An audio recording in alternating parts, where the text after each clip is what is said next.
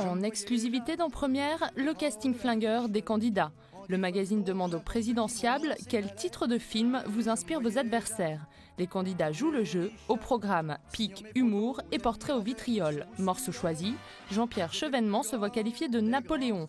Noël ma mère n'est pas épargné, le Père Noël est une ordure, les bronzés, les verts apprécient-ils? Réaction du directeur de campagne. Les bronzés font du ski, c'est parfait. Je trouve, ah bah ça va, très gentil. Ah non, moi c'est pas le côté beauf, moi c'est le côté très vivant, et je pense que c'est des références données par d'autres candidats par rapport à Noël ma mère, des références non pas à Noël ma mère mais aux Verts en général. Et c'est vrai que notre collectif Vert représente souvent, enfin on peut être représenté de manière télévisuelle notamment, terriblement avec des films comme Les Bronzés où le Père Noël est une ordure, c'est-à-dire qu'on a un certain humour dans notre gestion interne de notre parti. La droite n'est pas épargnée, la plupart des candidats voient Charles Pasqua en tonton flingueur ou en parrain. Quant à François Bayrou, on lui attribue des rôles de simplet, comme Fernandel dans La Vache et le Prisonnier. Pour Bayrou, La Vache et le Prisonnier, c'est Pasqua qui dit ça. Oh, je suis pas sûr que ce soit un compliment quand même. Ah, Forrest Gump, c'est dégueulasse. Là alors, ils le font.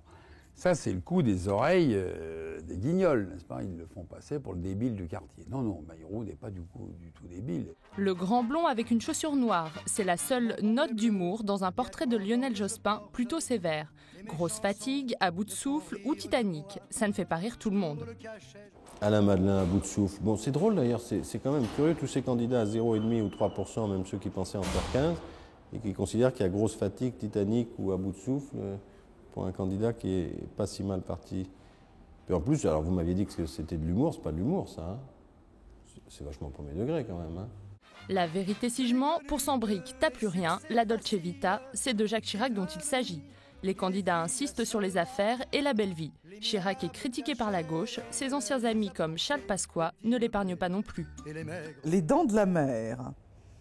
Oh, c'est un titre sans doute qui veut exprimer une ambition démesurée où il aurait le requin. D'ailleurs, c'est amusant parce qu'il met à Jospin les dents de la mer numéro 2. Donc il les met tous les deux dans le même sac. Oui, oh, c'est... Ouais. J'ai connu Charles Pasqua meilleur dans l'humour. On pourrait encore citer Christine Boutin dans Gazon maudit, Arlette Laguillet dans Elle boit pas, elle fume pas, elle drague pas, mais elle cause. Ainsi, même lorsqu'il s'agit de plaisanter, nos candidats à la présidentielle n'oublient pas d'être féroces.